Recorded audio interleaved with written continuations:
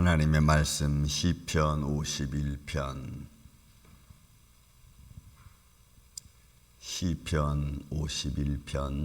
우리 11절에서 13절까지 있는 말씀을 우리 같이 한번 봉독을 하겠습니다. 시편 제51편 11절에서 13절 같이 말씀을 봉독합니다. 나를 주 앞에서 쫓아내지 마시며 주의 성령을 내게서 거두지 마소서. 주의 구원의 즐거움을 내게 회복시켜 주시고 자원하는 심령을 주사 나를 붙드소서. 그리하시면 내가 범죄자에게 주의 도를 가르치리니 죄인들이 주께 돌아오리이다. 아멘. 이 시는 계속해서 말씀드리지만 다윗이 밧세바를 범하고 나서 회개하는 장면입니다.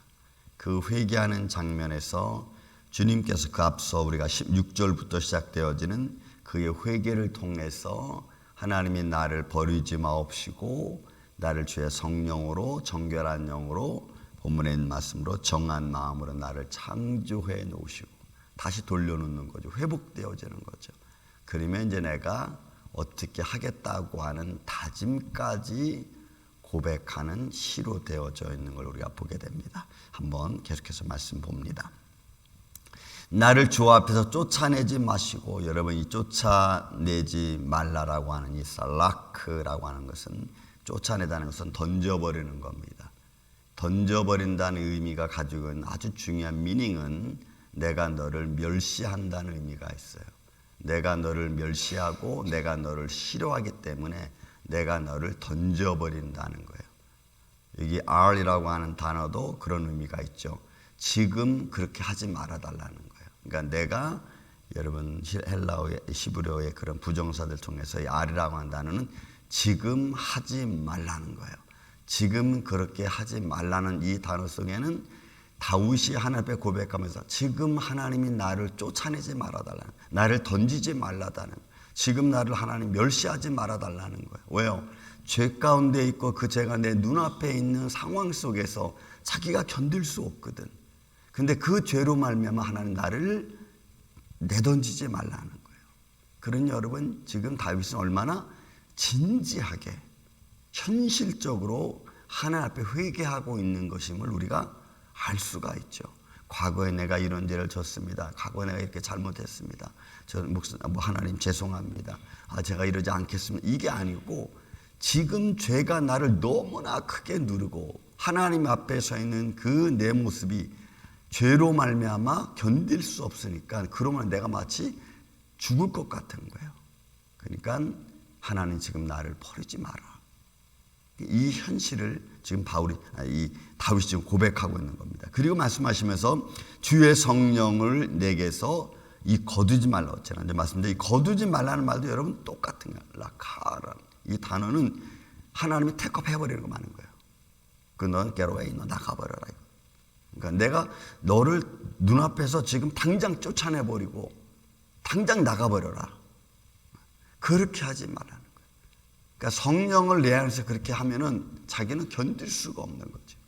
그러니까 얼마나 다윗이 하나님 앞에 고백하면서 성령이 자기와 함께하고 자기를 감동하고 자기를 이끌어주시고 지켜주셨던 그 하나님의 손길을 다윗은 너무나 분명히 아는 거예요.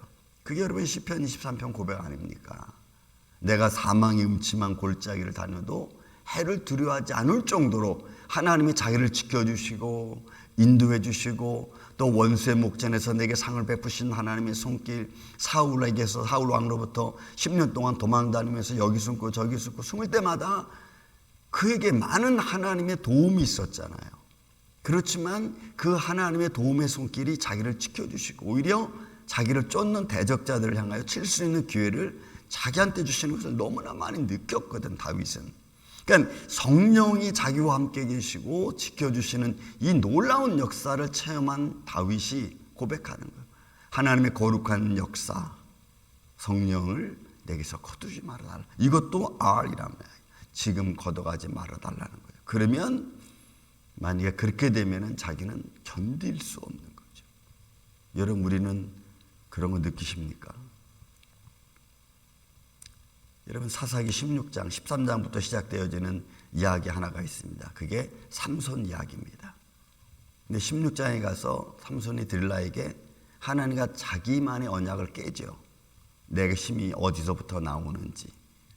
그리고 그 언약을 깬 뒤에 삼손이 일어나서 힘을 쓰려고 하니까 힘을 쓰지 못했어. 성경은 뭐라고 기록하고 있냐면 성령이, 하나님의 영이 그를 떠난지를 깨닫지 못하였더라, 이렇게 말해요. 그 삼손이 아는 거예요. 하나님의 영이 자기의 떠난지 깨닫지 못하니까 자기는 아무것도 아니거든.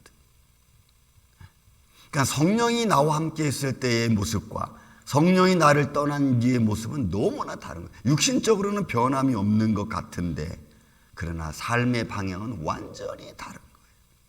아마 다윗은 지금 그것을 깨닫고 있는 것 같아요.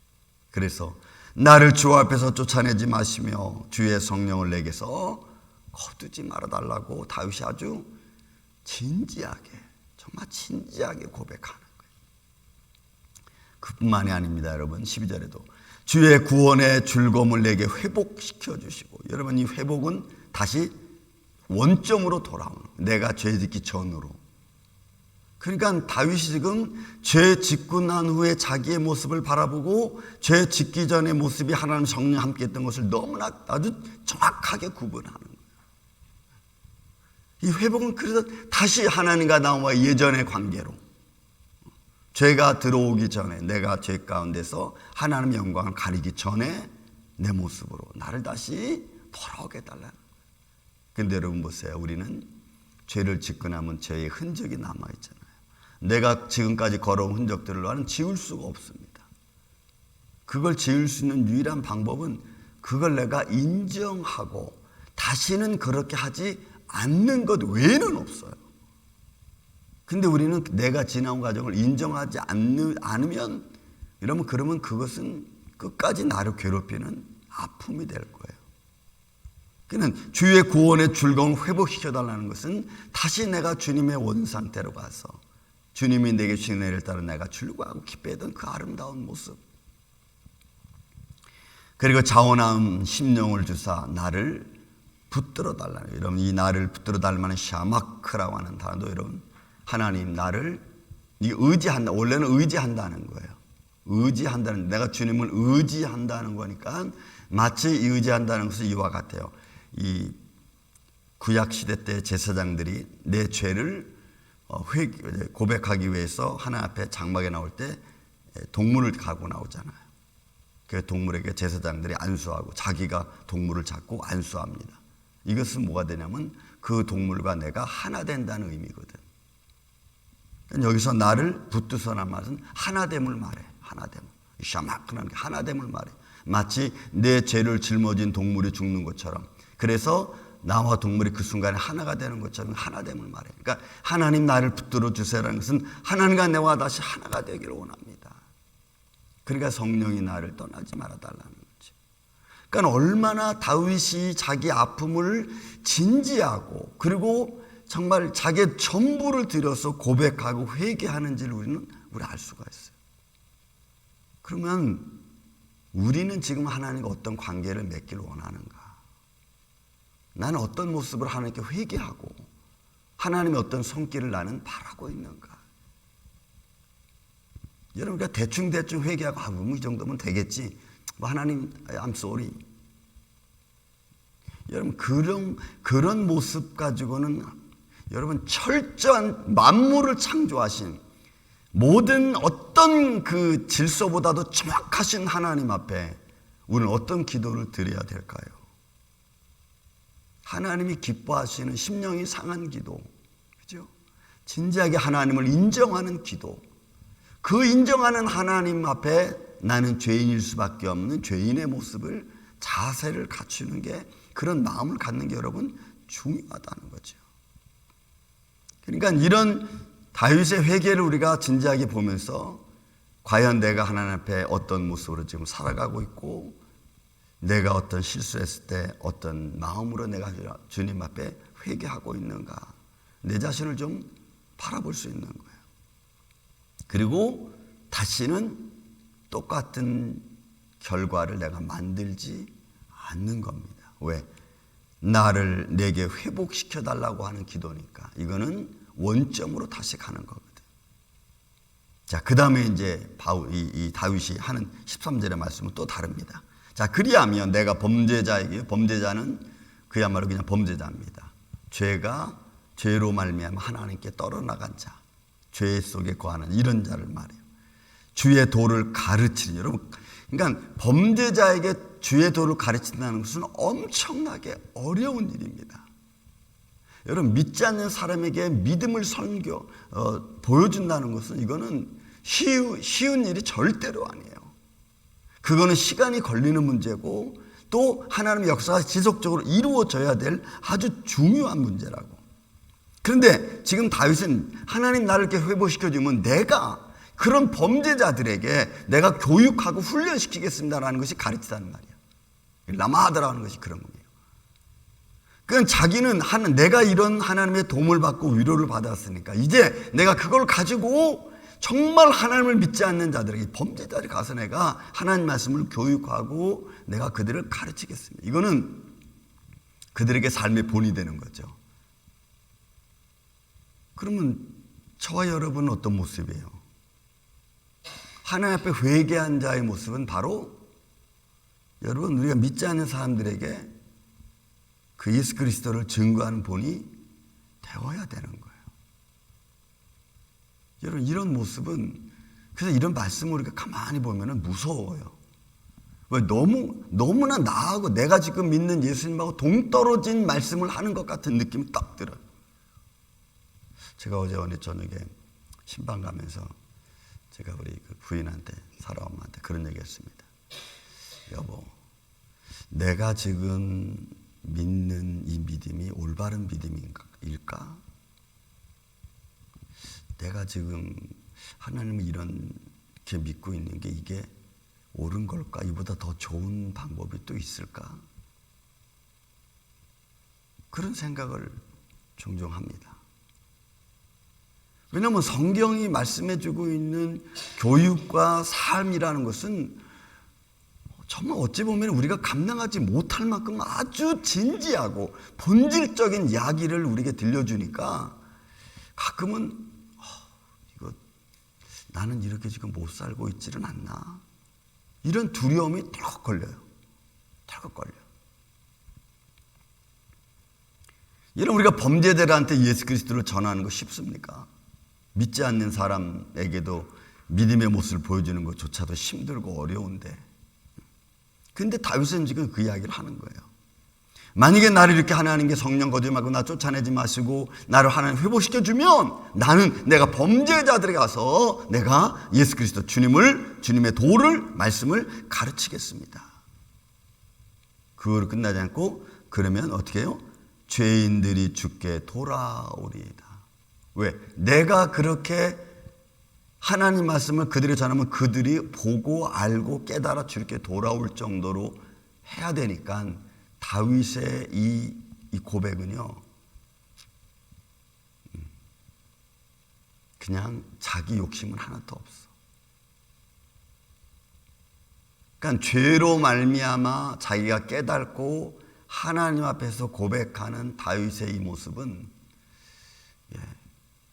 우리가 따라가기 힘들 만큼 그가 어떤 진지한 고백을 하나님 앞에 고백하고 있고 자기가 어떤 인생을 살아야 될 것까지도 사실 어떻게 보면 고백하고 있는 장면이에요.